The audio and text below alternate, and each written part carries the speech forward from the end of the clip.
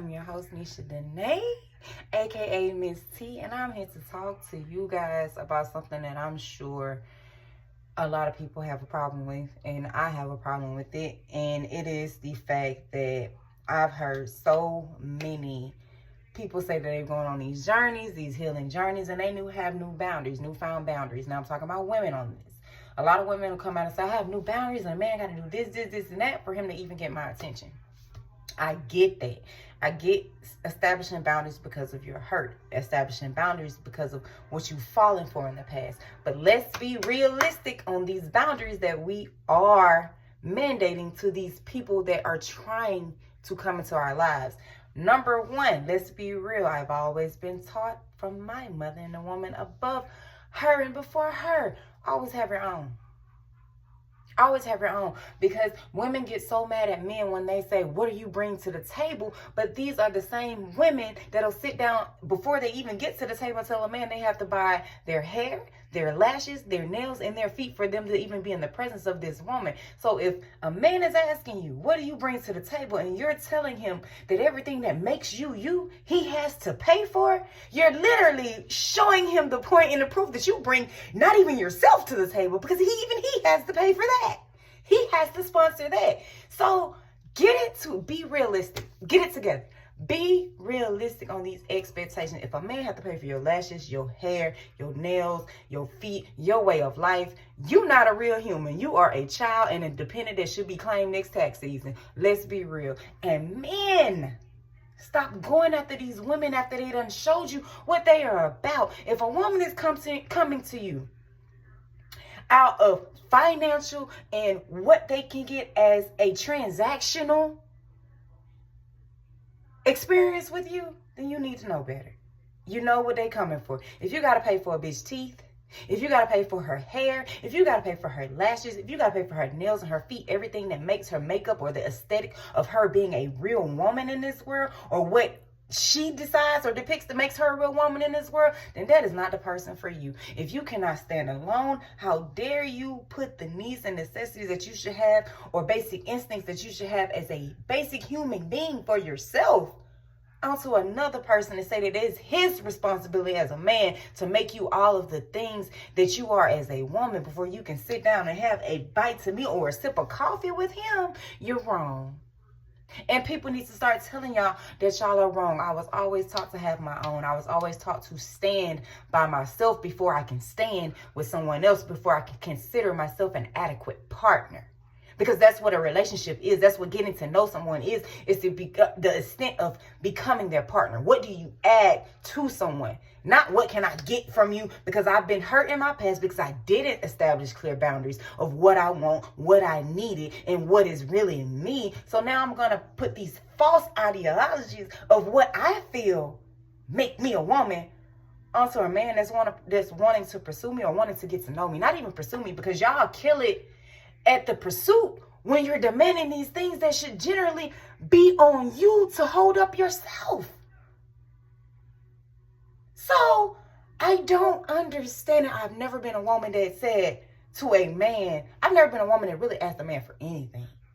And yes, that's me it's not as so it's being independent. It's me knowing that anything that I want, I can get and conquer myself with my own finances. If I need it, I can get to it. I don't rely on others for the things that make me, if that makes sense. But in today's society, it is a new thing with ladies saying that if you even want to sit down and talk to me, you got to get this. You're not nobody's child. People do that for their child. A defenseless child that can't help themselves, can't work a job, can't tell you what they need, but you have to provide for them. What am I getting from you as a partner or a counterpart if I was to provide all of that? And then that's when women get upset, because if I give you all of these things, what do you get? What am I getting in return as the male? And a lot of y'all don't have anything to offer besides take care of me, spoil me. I'm a child. I'm a spoiled brat. That's not how it works. You have to be able to stand alone to be able to stand with someone, or to be able to expect someone to invest in you properly, because they see that these are the things that you are maintaining on your own. So anything that they come and add is a bonus. It's an added bonus. Supporting you as a spouse is not supporting everything financially or supporting the aspects of you that want you to feel like, oh, I got it in society. No, support comes in mentally, physically, emotionally, spiritually.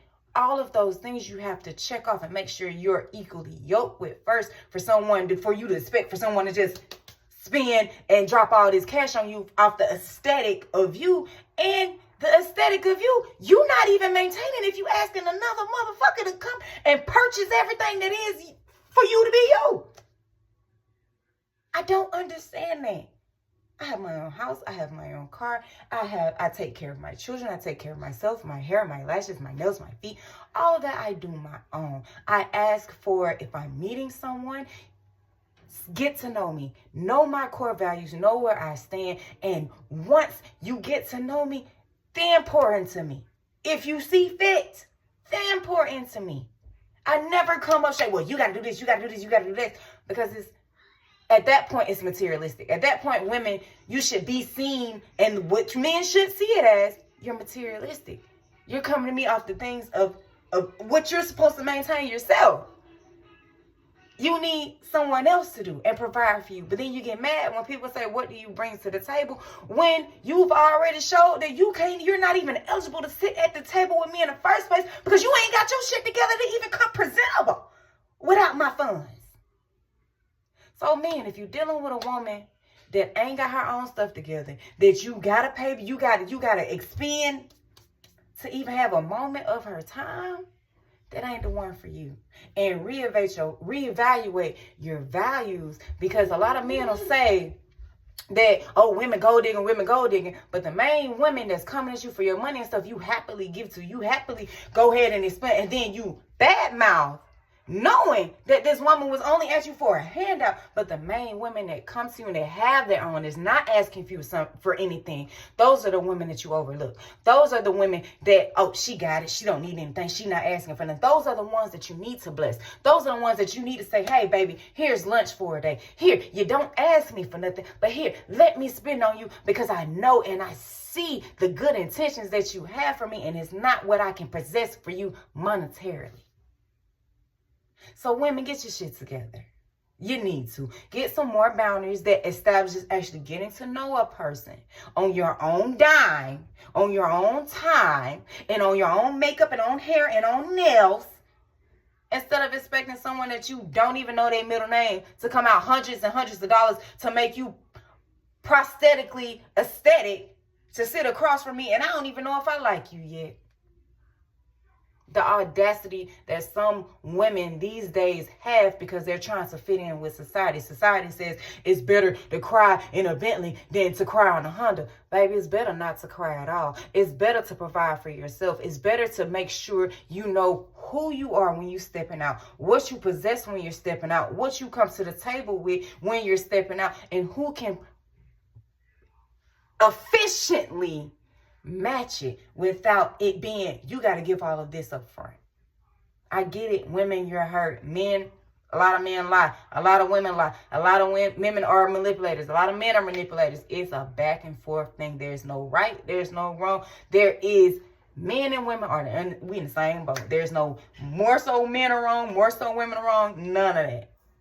But how you fix it is having your shit together when you properly meet someone and requesting the proper things from people. Don't request the monetary things from people. Request the things that make that person a person, and request their values from you. And then that's how you figure out whether you're wasting your time or this person is ready to pursue or worth pursuing and investing in.